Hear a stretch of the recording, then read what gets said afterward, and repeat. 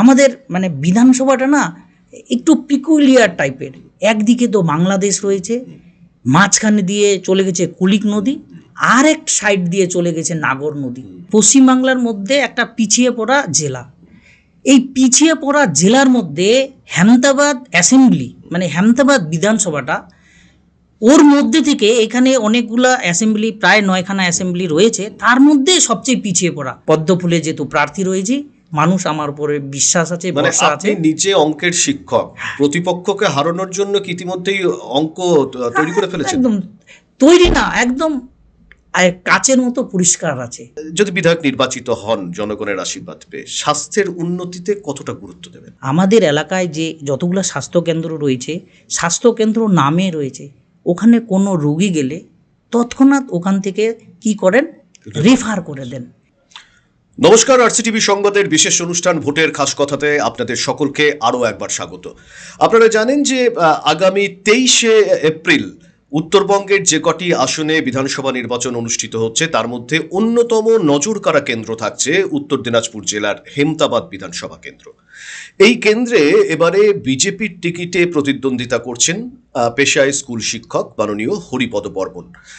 সম্প্রতি যে বিজেপির যে দ্বিতীয় প্রার্থী তালিকা, সেই প্রার্থী তালিকায় নাম ঘোষণা করেছেন একেবারে সর্বোচ্চ নেতৃত্ব, এবং এই নাম ঘোষণার পর থেকেই কিন্তু দলীয় কর্মী সমর্থকদের সঙ্গে নিয়ে নিবিড় প্রচারে নেমে পড়েছেন হেমতাবাদ বিধানসভা কেন্দ্রের বিজেপি প্রার্থী হরিপদ বর্মন।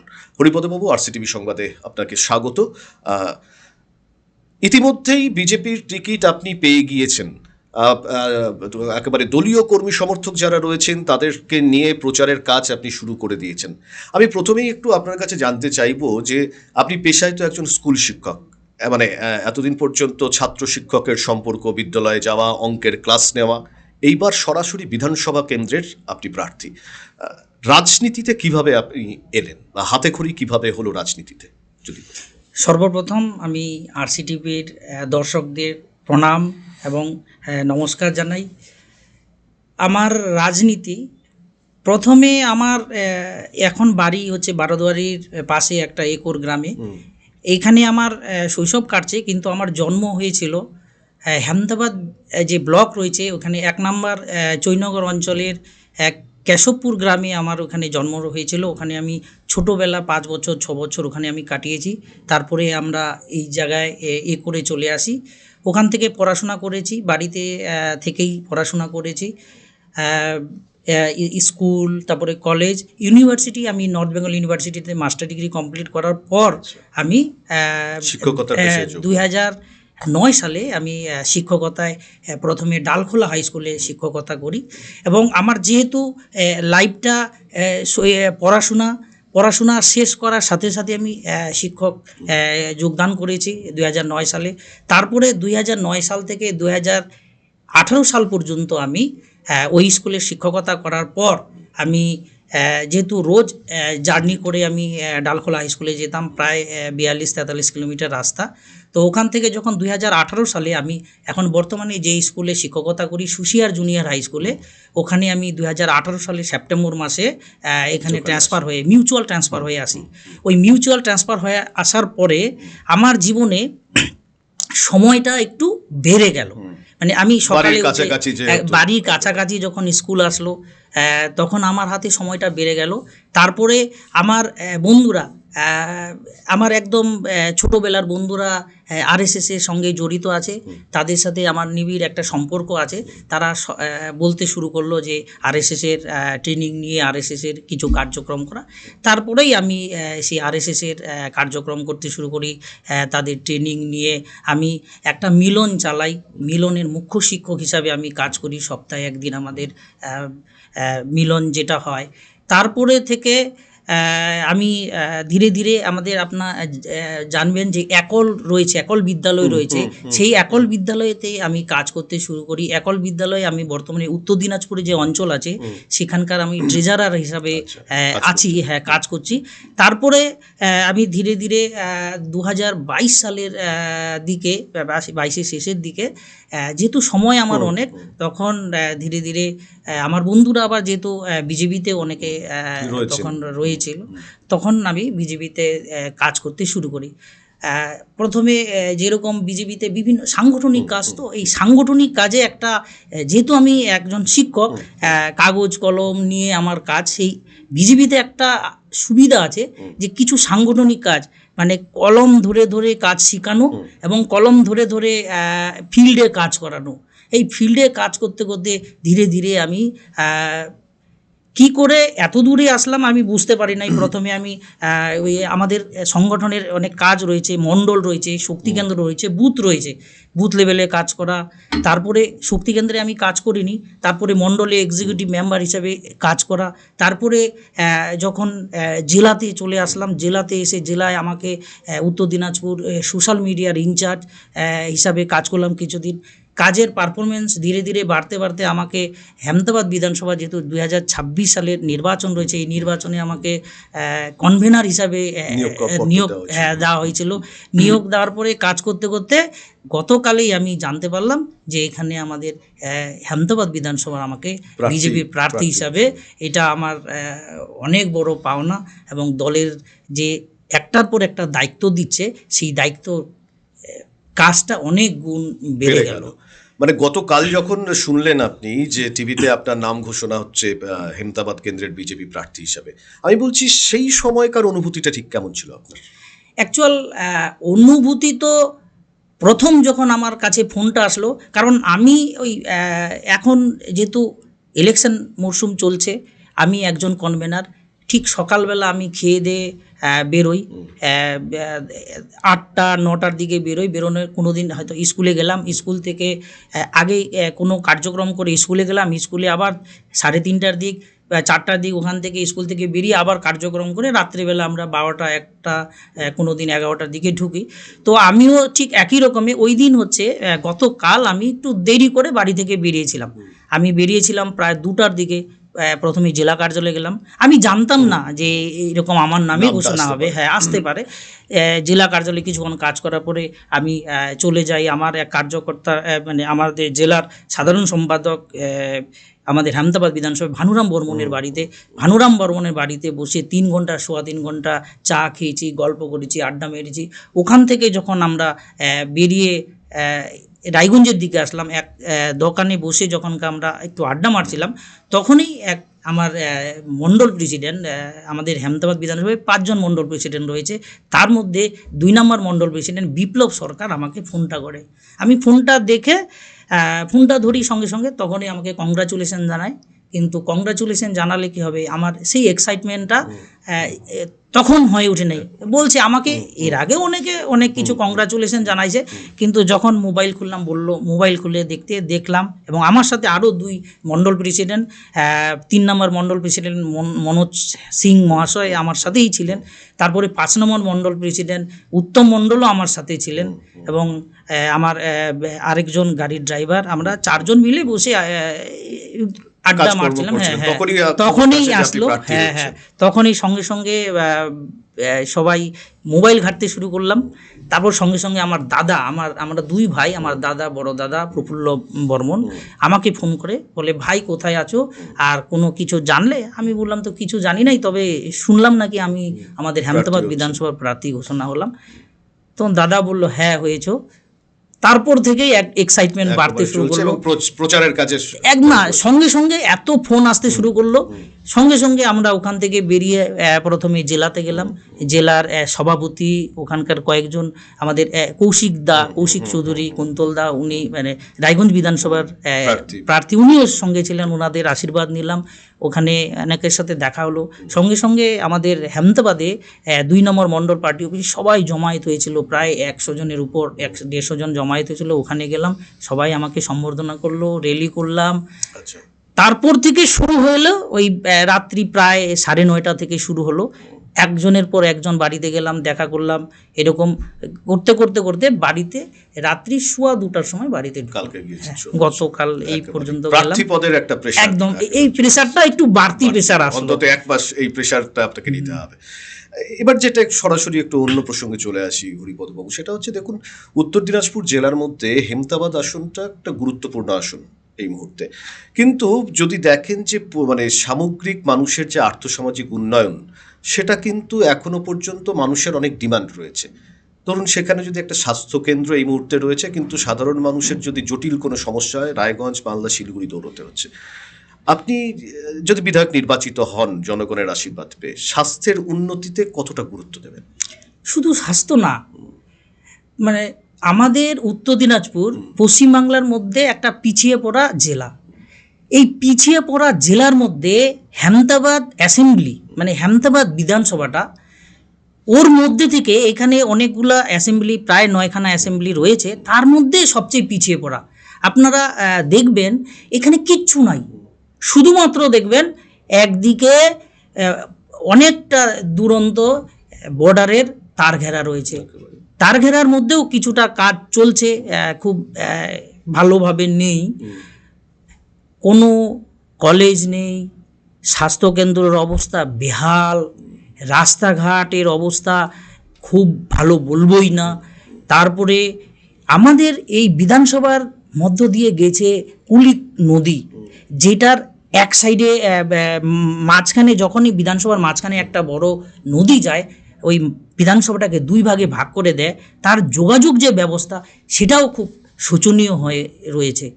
স্বাস্থ্য ব্যবস্থা, তারপরে আরেকটা জিনিস খুব মানে গুরুত্বপূর্ণ, আমাদের অনেক বড় জায়গা রয়েছে, তার মধ্যে রাস্তাঘাট তো খারাপ রয়েছেই। যদি কোনো দুর্ঘটনা ঘটে, যদি কোনো গ্রামে কোথাও আগুন লেগে যায়, তাকে নেভানোর জন্য, কোনো Fire দুর্ঘটনাকে brigade center রেস্কিউ করার জন্য যে দমকল কেন্দ্র দরকার, কিচ্ছু নাই।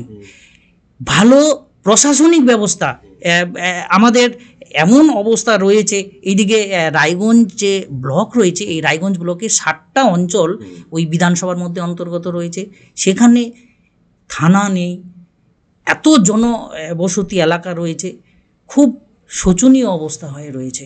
এবং 15 বছর ধরে এই সরকার থাকা সত্ত্বেও আমাদের হেমতাবাদ যে অ্যাসেম্বলি রয়েছে, একটুকু সামনের দিকে এগিয়ে নিয়ে এই সরকার পারছে না। সেই কারণে প্রচুর কাজ রয়েছে। আমি যদি কাজের কথা বলি, মানে কত যে কাজের কথা বলতে হবে, লিস্ট অনেক বড় লিস্ট রয়েছে। একেবারে মানে সাধারণ মানুষের প্রত্যাশা রয়েছে। আপনি যে ভোটে প্রচারে যাচ্ছেন, সেই প্রচারে গিয়ে সাধারণ মানুষকে কি বলে ভোট প্রার্থনা করছেন? আপনি কি বলছেন মানুষের কাছে? আমাকে বলতেই হচ্ছে না, যেভাবে সাধারণ মানুষের আবেগ, এই পদ্ম ফুলের প্রতি ভালোবাসা, বিশ্বাস, এবং আমাদের দেশে যেভাবে যেই রাজ্যে ডবল ইঞ্জিন সরকার রয়েছে, তাদের দিকে তাকালে আর আমাদের এই পশ্চিমবঙ্গের যে করুণ অবস্থা, যারা সরকারটা চালাচ্ছে তারা বিভিন্ন এলিগেশনে যে জড়িত রয়েছে, মানে আপনি দুর্নীতির কথা বলছি, বিভিন্ন দুর্নীতিতে যে জড়িত রয়েছে, সেটা দেখে মানুষ আমাদের বিজেপির প্রতি আস্থা চরমভাবে এবং বিশ্বাস করছে যে এই সরকার চলে যাবে, এইবার এই পদ্মফুলের সরকার এখানে গঠন হবে। হেমতাবাদ বিধানসভা কেন্দ্র কালিয়াগঞ্জের পাশাপাশি হেমতাবাদের কিন্তু একটা বিস্তীর্ণ এলাকার সীমান্ত ঘেঁষা এলাকা রয়েছে। ফলে সেখানকার সীমান্ত ঘেঁষা যে মানুষ যেখানে রয়েছেন, সেখানে কখনো কখনো ধরুন অনুপ্রবেশের একটা সমস্যা হতে পারে, বা চোরাচালানের একটা সমস্যা হতে পারে, বা সেখানকার স্থানীয় বাসিন্দা যারা রয়েছেন তাদের মানোন্নয়নের জন্য কোনো কিছু পরিকল্পনা নিয়েছে? অনেক, তা আমি অ্যাকচুয়াল রুট লেভেলে কাজ করি, তো একদম গ্রামে বুথে লেভেলে কাজ করি। তো আমি ওই যে এলাকা রয়েছে, বর্ডার ঘেঁষা এলাকা রয়েছে, আমার বাড়িটাও আমার যে জন্মস্থান একদম বর্ডার ঘেঁষার পাশেই। আমাদের এখনো পর্যন্ত আমাদের বর্ডার, এই যে তার ঘেরা রয়েছে, ওই পাশে অনেক জমি আমাদের রয়েছে। তো ওইখানে মানুষের অনেক রকম সমস্যা রয়েছে। ওইদিকে যে জায়গা, প্রচুর জায়গা আমাদের পড়ে রয়েছে, প্রচুর জায়গার মধ্যে ফসল লাগানো, 3 ফসলি জমিও আমাদের রয়েছে। সেই ফসলগুলো হচ্ছে, ফসল অনেক সময় ওই দিককার লোক এসে চুরি করে নিয়ে চলে যাচ্ছে, কেটে নিয়ে চলে যাচ্ছে। এটা একটা যেমন সমস্যা রয়েছে। কিছু সমস্যা রয়েছে আমাদের এখন বর্তমানে অর্থকরী ফসল হচ্ছে ভুট্টা। যেই ভুট্টাটা ওইদিকে জমি থাকা সত্ত্বেও ভুট্টা ফসলটা ওইদিকে করতে দিচ্ছে না। বিভিন্ন রকম যে ওখানকার বর্ডার সিকিউরিটি রয়েছেন, ওনারা অনেক রকম সমস্যা দেখাচ্ছেন। তো আমরা যদি এই ব্যবস্থাটা করতে পারি, ওইদিকে যে জমিগুলো রয়েছে সেটা অর্থকরী ফসল যে ভুট্টা রয়েছে, সেই ভুট্টার চাষটা যদি আমরা পারমিশন করায় দিতে পারি, তারপরে ওইদিকে যে জলসেচের ব্যবস্থা, আমাদের এই পাশে যেই জলসেচের ব্যবস্থা রয়েছে ওইদিকে সেই জলসেচের ব্যবস্থাটা অনেকটা খারাপ রয়েছে। যেমন আমাদের কেন্দ্র সরকারের কিছু প্রকল্প রয়েছে যেখানে হচ্ছে সৌর চালিত জলসেচ ব্যবস্থা রয়েছে, আমরা এইদিকে করতে পারছি তারঘেরার এই পাশে, ওই পারে করলে কি হচ্ছে ওই দিককার মানুষজন ওটাকে খুলে নিয়ে চলে যাচ্ছে। এই যে রকম বিভিন্ন ধরনের সমস্যা রয়েছে, এই সমস্যাগুলো যদি আমরা সরকারে এসে ডবল ইঞ্জিন সরকার গঠন করলে, আমরা যদি ওইখানকার মানুষজনের যে একটা সমস্যা, এই সমস্যাটা যদি আমরা কেন্দ্র সরকারের কাছে তুলে ধরি এবং তারা যদি এই সমস্যাটা সমাধান করে, তাহলে ওখানকার যে সাধারণ মানুষ রয়েছে তারা ভীষণ উপকৃত হবে। দেখুন, হেমতাবাদের মানে যারা সাধারণ মানুষ তাদের মানে একটা বড় অংশের মানুষ কৃষিজীবী আর কি, মানে চাষের সঙ্গে যুক্ত। ফলে সেখানে তাদের যদি কোনো মানোন্নয়ন করা যায়, বা ধরুন জেলার অন্যান্য প্রান্তের মতো হেমতাবাদেরও প্রচুর যুবক তারা কিন্তু সেখানে কর্মসংস্থানের সুযোগ না পেয়ে ভিন রাজ্যে চলে যাচ্ছে, এটা একটা বড় ইস্যু আপনাদের ওখানে। সেই বিষয়ে কিছু চিন্তাভাবনা রয়েছে আপনাদের? অবশ্যই চিন্তাভাবনা রয়েছে। আপনি দেখবেন আমাদের উত্তর দিনাজপুরের মধ্যে বড় অংশের যে ভুট্টা চাষটা, যেটা অর্থকরী ফসল আমরা এখন বর্তমানে দেখি, সেটা কিন্তু আমাদের হেমতাবাদ বিধানসভার মধ্যে অনেক পরিমাণে হচ্ছে। এই যে ভুট্টা, এই ভুট্টা নিয়ে যদি আমরা ভুট্টার ক্রয় কেন্দ্র, আমাদের চাষিরা কি করে, ভুট্টাটা তুলে দাম মানে ঠিকঠাক মতো দাম পায় না, কিছু পাইকার যায় তাদেরকে কম দামের মধ্যে তারা দিয়ে দেয়। আমরা যদি ওই জায়গাটায় সরকারি মূল্যে যদি কোনো ক্রয় কেন্দ্র তৈরি করতে পারি, অথবা ভুট্টাটা এমন একটা জিনিস যেটাকে স্টোর করে রাখাটা অনেক কঠিন, কারণ ভুট্টার মধ্যে এমন ভেতরে শ্বাসটা থাকে, সেটা পোকা ধরে শুকিয়ে গিয়ে তার ওজনটাও কমে যায় এবং তার মানটাও কমে যাচ্ছে। সেই কারণে যদি আমাদের ওই এলাকার মধ্যে এই ভুট্টা সংরক্ষণ কেন্দ্র যদি আমরা তৈরি করতে পারি, তাহলে আমাদের যে ভুট্টা চাষিরা রয়েছেন তারা কিন্তু অনেক উপকৃত হবেন। এটা আমার মাথার মধ্যে রয়েছে, যেহেতু আমি একজন শিক্ষক, আমার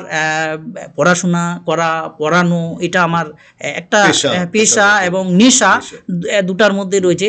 তার জন্যই আমাদের যে ওখানকার সাধারণ মানুষের যেটা করলে অনেক বেশি মানুষ উপকৃত হবেন, সেটা আমার চিন্তার মধ্যে রয়েছে। আপনি এখন যে গ্রাম পঞ্চায়েত এলাকায় থাকেন, সেখানে একটা সময় এইমসের মতো আধুনিক মানের হাসপাতাল গড়ার কথা ছিল আর কি, নানান কারণে, নানান টানাপোড়েনের কারণে সেটা চলে গেল কল্যাণীতে।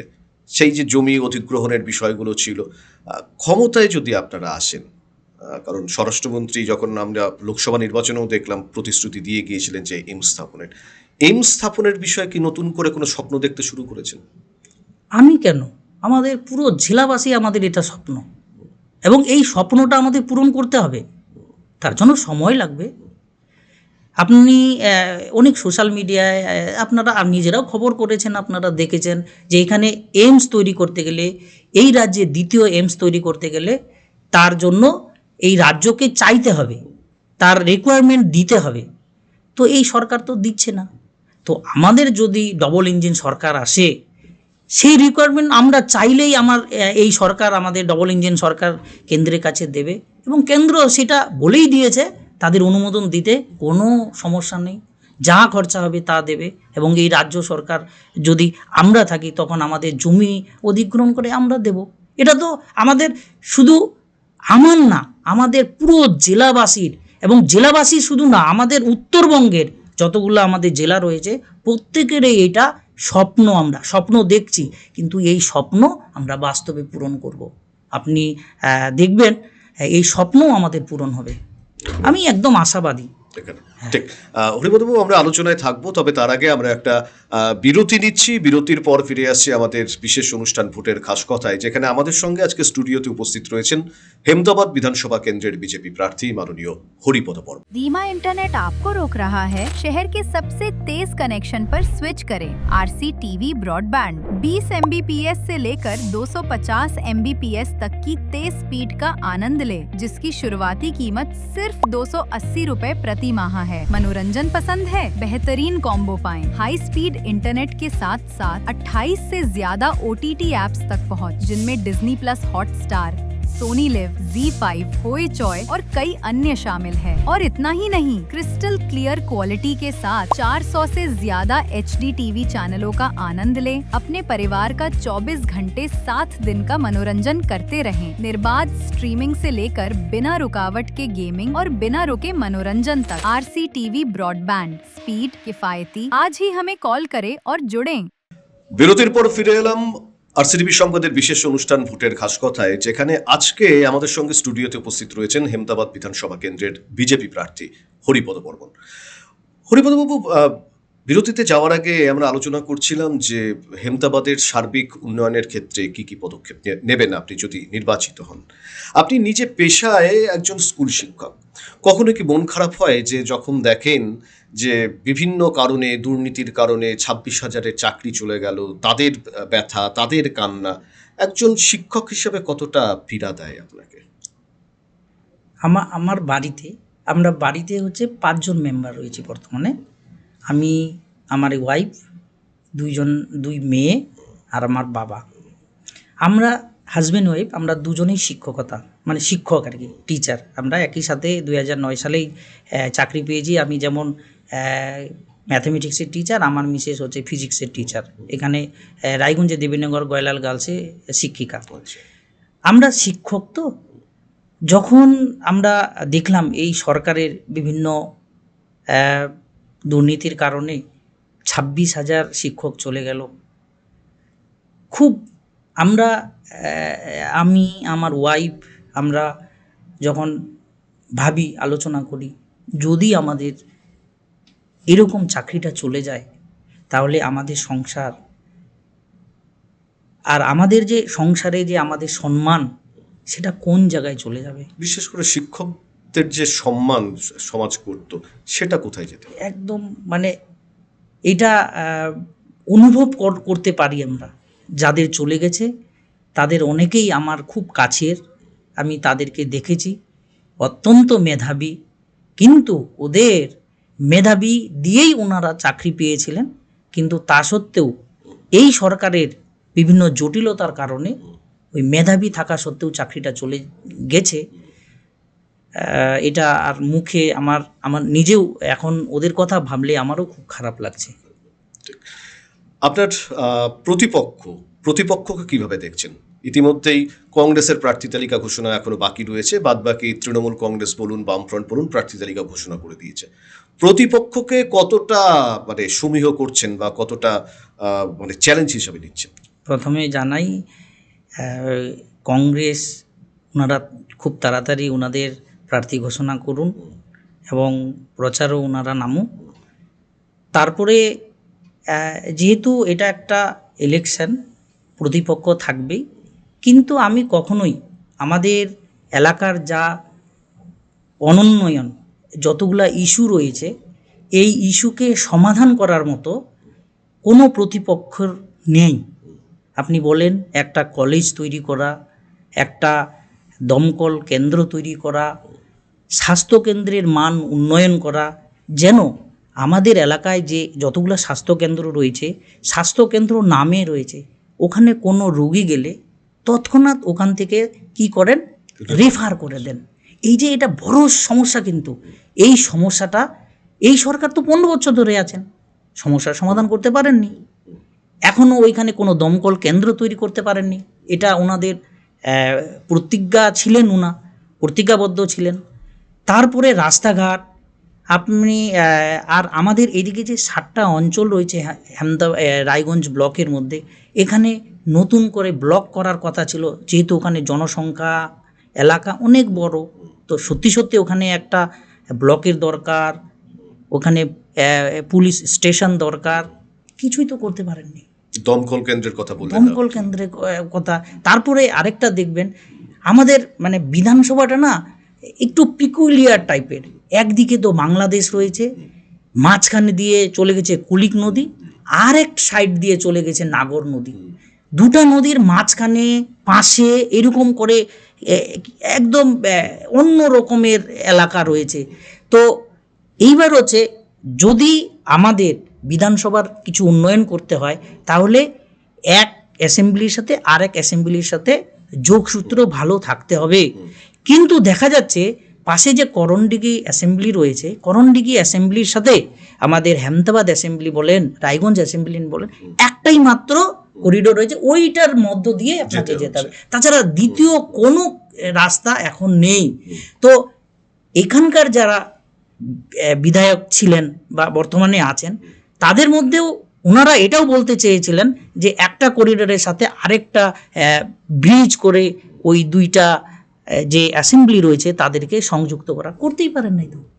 এত কিছু প্রতিশ্রুতি দিয়েছেন, কিছুই করতে পারেন নাই তো। তাহলে আপনি বিপক্ষকে ধরবেন কোথা থেকে? যেখানে বিপক্ষ 15 বছর ধরে অন্যান্যরা ছিলেন, কেউ তো কোনো কিছু করতে পারেন নাই। তাহলে বিপক্ষ এখানে আসবেই না। আমরা যেমন মানুষের যে আবেগ, পদ্মফুল বিজেপির প্রতি যে বিশ্বাস রয়েছে, এই বিশ্বাস হচ্ছে নিজেই আমি ওই পদ্মফুলে যেহেতু প্রার্থী রয়েছি, মানুষ আমার উপরে বিশ্বাস আছে, মানে ভরসা আছে। আপনি নিজে অঙ্কের শিক্ষক, প্রতিপক্ষকে হারানোর জন্য কি ইতিমধ্যেই অঙ্ক তৈরি করে ফেলেছেন? একদম তৈরি না, একদম কাচের মতো পরিষ্কার আছে। আপনি আপনাদের যে রয়েছেন, আপনারা যাবেন আমার অ্যাসেম্বলিতে, আপনারা দেখবেন। একেবারে। এই যে নির্বাচনী প্রচার আপনি শুরু করে দিয়েছেন, নির্বাচনী প্রচারে রাজ্য নেতৃত্ব যেমন রয়েছেন, রাজ্য সভাপতি রয়েছেন, বিরোধী দল রয়েছেন, রাজ্যের বিভিন্ন প্রান্তে প্রধানমন্ত্রী, স্বরাষ্ট্রমন্ত্রী এবং একাধিক কেন্দ্রীয় নেতৃত্ব প্রচার করছেন। আপনি কি আবেদন জানিয়েছেন যে আপনার বিধানসভা কেন্দ্রে কেউ এইরকম হেভিওয়েট কোনো কেউ প্রচারে আসুক? মানে এই যে কোশ্চিনটা করলেন না, এই কোশ্চিনের অ্যান্সার আপনি যদি আমার কাছে চান, আমার কাছে এই কোশ্চিনের অ্যান্সার আমি এই মুহূর্তে কিছুই দিতে পারবো না। কারণ রয়েছে, কেন দিতে পারবো না? আমাদের যে দল রয়েছে, সাংগঠনিক দল রয়েছে, সাংগঠনিক দলের মধ্যে কে কি কাজ করবে, কোন কাজটা কে দেখবে, সেটা আলাদা করে ভাগ করে দেওয়া রয়েছে। আমি একজন, গতকাল পর্যন্ত আমার কাছে সব কিছু ছিল, গতকাল পর্যন্ত আমি কনভেনার ছিলাম, আমি পুরো দায়িত্বটা দেখতাম। কিন্তু আমি কালকে যেহেতু ওখান থেকে সরে গিয়ে আমি একজন প্রার্থী হয়েছি, আমার এই হাত জোর করা, আপনাদের এখানে আসা, আমি কিন্তু এখানে 7:30 থেকে আপনাদের এখানে আমি কিন্তু অত জানতামই না কোথায় আসতে হবে, কী করতে হবে। আমি আমার কাজে সকালবেলা 8টার সময় বেরিয়ে গেছি, পূজা দিয়ে প্রচার করা, তারপরে এক জায়গা থেকে সাংগঠনিক আমাদের আলোচনা চলছিল, ওখান থেকে আলোচনা থেকে আমাকে তুলে নিয়ে এখানে বসাই দিল, এবং এখান থেকে উঠে আমি কোথায় যাব, কি করব, সেটাও নির্দিষ্ট করা হয়েছে। অন্যরা সেটা পুরোটা আলাদা জন দেখছে। এই জন্যই কে আসবেন, কাদেরকে চাওয়া হচ্ছে, পুরো সিস্টেম আমাদের তৈরি করা আছে। হ্যাঁ, সংগঠন ঠিক করবে, যখন যখন আমাকে যেখানে যাওয়ার ওনারা আমাদেরকে সেখানে নিয়ে চলে যাবে। সময় আমাদের শেষ দুটো প্রশ্ন আপনার কাছে খুব সংক্ষেপে উত্তর নেব। এই যে সকাল থেকে রাত অবধি পরিশ্রম করছেন, প্রচারে যাচ্ছেন, মানুষের সঙ্গে জনসংযোগের কাজ করছেন, এর জন্য তো মানে একটা ডায়েটের দরকার আছে। মানে কি খাচ্ছেন এই মুহূর্তে? স্পেশাল কোনো খাবার দাবার খাচ্ছেন বাড়তি কোনো অক্সিজেন বা শক্তি পেতে? আমরা হচ্ছে RSS ঘরানা থেকে সংগঠন করি, তো আমাদের ওইরকম কোনো নাই, যেখানে যা পাবো সেখানে তাই দিয়ে চলবে। ঘুরতে ঘুরতে কোনো এক কার্যকর্তার বাড়িতে বসলাম, কার্যকর্তার বাড়িতে যা মুড়ি মেখে দিয়ে দিল, পেঁয়াজ টিয়াজ দিয়ে আমার খেয়ে নিলাম, বাস হয়ে গেল। বা কোনো বাড়িতে দেখলাম যে ডাল ভাত হয়ে গেল, খেয়ে নিলাম। এখনই এই যে আমি আসলাম এখানে 7টার দিকে, 7:15 দিকে, একটু আগে প্রচার করতে করতে এক কার্যকর্তার বাড়িতে গেলাম। ওই কার্যকর্তার বাড়িতে বাসন্তী পূজা হচ্ছে আজকে, অষ্টমী, খুব লাকি দিন রয়েছে আজকে অষ্টমী। ওই বাড়িতে গিয়ে আমরা অনেক কার্যকর্তা, আমার সাথে প্রায় 70 জনের মতো কার্যকর্তা ছিল, সবাই গিয়ে খেয়ে নিলাম। ওখানেই আমাদের খাওয়াটা হয়ে গেল, কোনো কিছু না, ওখানে বসলাম, যা পেয়ে গেলাম, তারপরে চলছে। শেষ প্রশ্ন আপনার কাছে সংক্ষেপে, বিধানসভা নির্বাচনে বিজেপি প্রার্থী, হেমতাবাদ বিধানসভা কেন্দ্রের সাধারণ মানুষের জন্য কি বার্তা আপনি দেবেন? আমার সকল বিধানসভাবাসীর যারা রয়েছেন, ছোট থেকে বড় সকলে আমি চাইবো তাদের কাছ থেকে, যেহেতু আমি প্রার্থী হিসাবে ভারতীয় জনতা পার্টিকে ভোটটা দিবেন। ভোট দিয়ে আমাদের ডবল ইঞ্জিন সরকার পশ্চিমবাংলায় তৈরি হলে আমাদের হেমতাবাদবাসীর যা যা সমস্যা রয়েছে ধীরে ধীরে, একটু সময় লাগবে সব সমস্যার সমাধান করব। অসংখ্য ধন্যবাদ হরিপদবাবু আমাদের সঙ্গে থাকবার জন্য। আমরা এতক্ষণ কথা বললাম হেমতাবাদ বিধানসভা কেন্দ্রের বিজেপি প্রার্থী পেশায় স্কুল শিক্ষক হরিপদ বর্মনের সঙ্গে। তিনি জানাচ্ছেন যে ক্ষমতায় যদি নতুন সরকার আসে বা তিনি যদি নির্বাচিত হন তাহলে এলাকার সামগ্রিক উন্নয়নের জন্য কি কি কাজ করবেন তার একটা রূপরেখা তিনি ইতিমধ্যেই তৈরি করে নিয়েছেন। তবে দেখুন সবটাই তো সাধারণ মানুষের কাছে থাকে। সাধারণ মানুষ মানে সেটাই তারা ঠিক করবেন যে কাকে ভোট দেবেন। সেই জনতা জনার্দনই কিন্তু তাদের হাতেই আসল চাবিকাঠি রয়েছে। আর সেই চাবিকাঠির সন্ধানেই কিন্তু এখন সকাল থেকে রাত পর্যন্ত নিবিড় জনসংযোগে ব্যস্ত হেমতাবাদ কেন্দ্রের বিজেপি প্রার্থী হরিপদ বর্মন। আপনারা সঙ্গে থাকুন, ভালো থাকুন, দেখতে থাকুন আরসিটিভি সংবাদের বিশেষ অনুষ্ঠান ভোটের খাস কথা। শুভরাত্রি, নমস্কার। নমস্কার। This channel does not promote any violent or harmful or illegal activities. All content provided by this channel is meant for an educational purpose only.